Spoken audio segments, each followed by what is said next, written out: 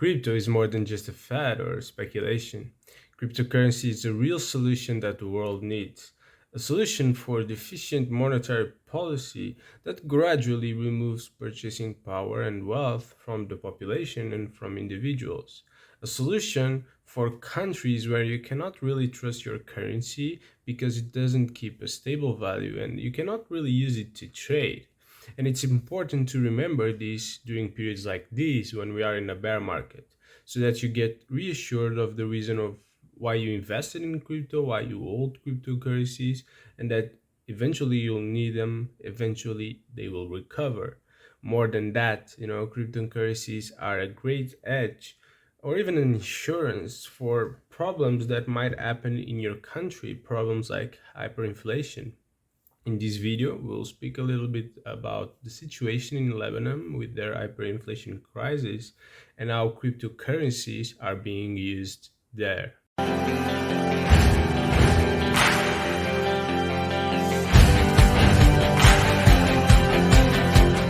Lebanon is a country located in the Middle East, and its capital is Beirut. It's a country that was home to several civilizations, including the Phoenicians, skilled seafarers, and traders. A country that gained independence from France in 1943, but has since then dealt with a lot of political instability and crisis, the most recent, a severe inflationary crisis thanks to the deficient monetary policy and to the excess spending from the government. The Lebanese government, alongside the central bank, held a fixed peg initially of 1,500 Lebanese lira to $1 so that they could keep a steady currency and have some kind of store of value and assurance for the population. But of course, the government, alongside the central bank, had been printing way too many liras, more liras than the US dollars they had in the bank to back them up. There was some warning to these issues. There were some previously liquidity shortages that were concealed through financial engineering by the Lebanese central bank, but the full extent of the fragility of the peg was known in 2019, where the lira completely depegged from the dollar and never got back to its previous value. In a very short period, the Lebanese lira devalued 90% compared to the dollar and to the peg they had set.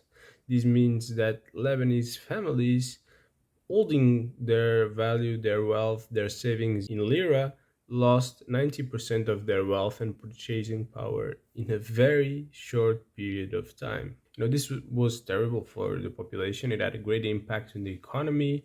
The country entered a severe economic crisis with many jobs being lost in the process, many businesses failing and having to close their doors, especially small businesses. And it all got worse with the COVID crisis that, you know, just obliged the country to close, more businesses went down. And, the country faces nowadays a very tough situation with their debt representing over 170% of GDP, with high inflation levels and with a currency that keeps on losing value when compared to other currencies. All of these and the law that keeps individuals from being able to withdraw dollars directly from the bank, and they can only withdraw liras that are constantly losing value, leads to a lack of dollars and cash for transactions in the economy, as no one wants to take the Lebanese lira. So many individuals need to recur to the black market to get the dollars, the cash they need in order to survive on a daily basis. And many others just live a life of poverty, a worrying life of poverty. In fact, this tough economic situation and the lack of trust in the Lebanese lira from the Lebanese population led to many individuals in the country turning to crypto as a way to accumulate, store wealth, but also trade value in the economy. This means that in Lebanon, we're having a significant growth in crypto adoption, where crypto is actually being used out of the necessity, being used as a currency, the purpose for which Bitcoin, for example, and other cryptocurrencies like Cardano have been created. And it's something that has been shown in many news stories covered by different channels. I'll share some here with you.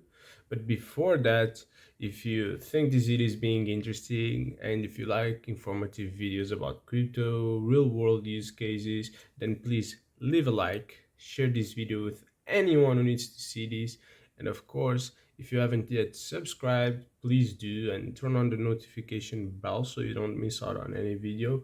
We'll keep covering content about cryptocurrencies, blockchain, especially the ones that are decentralized. But now let's go to the videos. After decades of war and bad spending decisions by the government, Lebanon's economy is in ruin. I'm speaking to people who've had their life savings wiped out.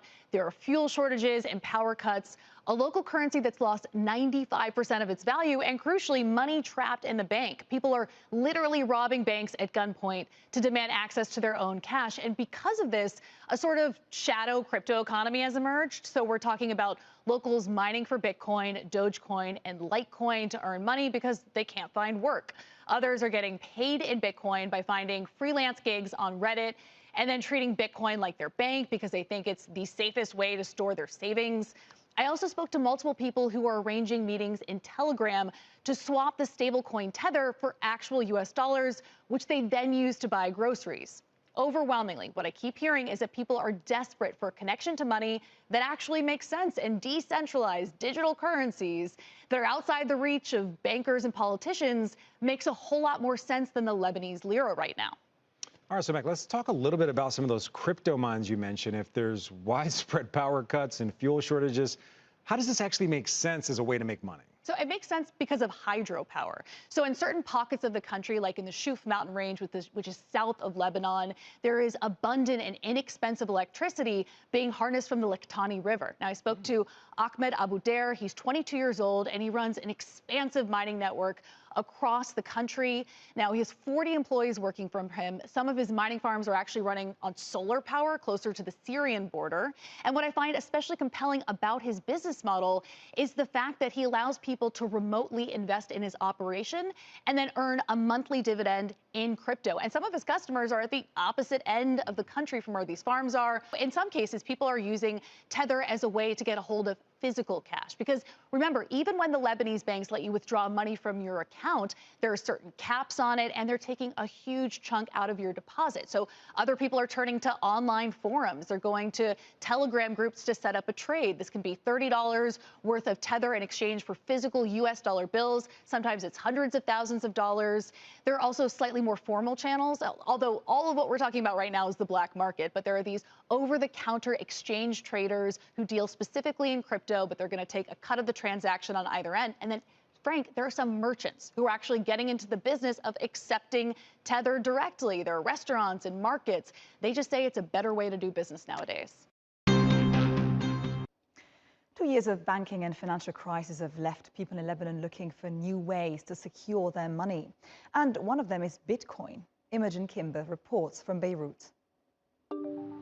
For many shops in Lebanon, accepting bank cards is a complicated affair.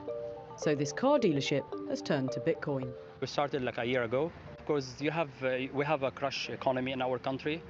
The majority of dollars stored in Lebanese banks cannot be withdrawn in cash or spent outside the country. And the value of the local currency fluctuates on a daily basis. Dealing in cryptocurrency is helping businesses avoid these problems. We accept it from wallet to wallet as USDT. And this is the point. So we make things easier for us and for the one who wants to purchase from our shop. The legality of bitcoins in Lebanon is a bit hazy, as the central bank has banned banks and financial institutions from dealing with it. But people can still trade it between themselves. In addition to that dealership, there are camera and phone shops, a grocery store, a gym, and even this car park that accepts bitcoins.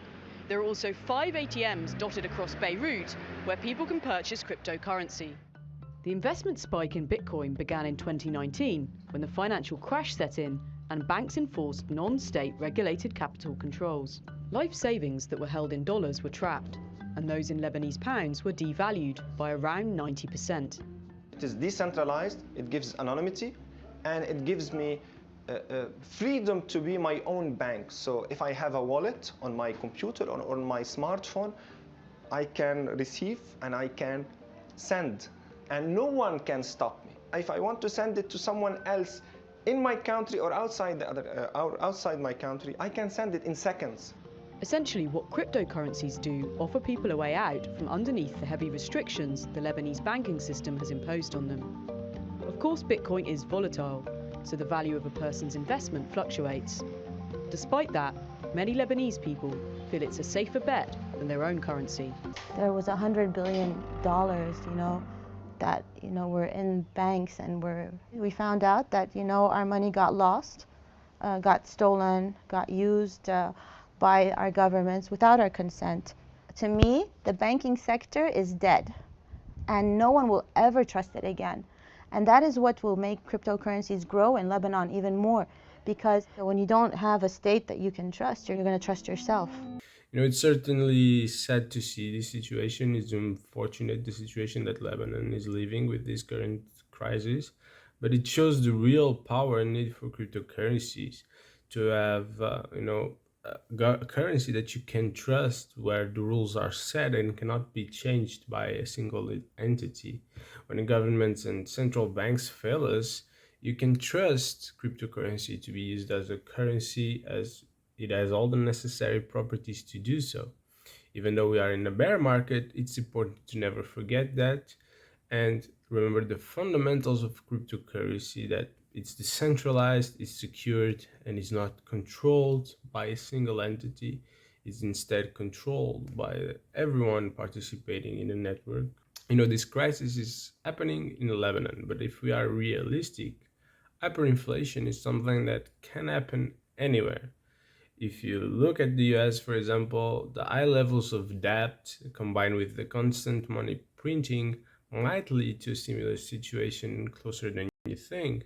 And it's not just the US, the same happens for many countries in the world, such as Japan, United Kingdom, or the European Union, where government debt and money supply keeps increasing. And day by day, as they increase, the risk for hyperinflation becomes increasingly more real.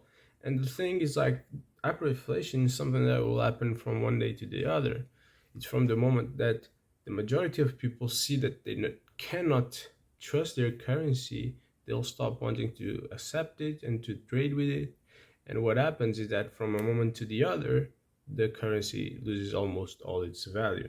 On my side, I don't provide any kind of financial advice. Even though I studied economics, I'm still not qualified to do so, but I'll be looking for myself to buy some cryptocurrencies, to take a look at precious metals, as they can be important hedges for a rainy day, considering the facts, considering the economies of developed countries.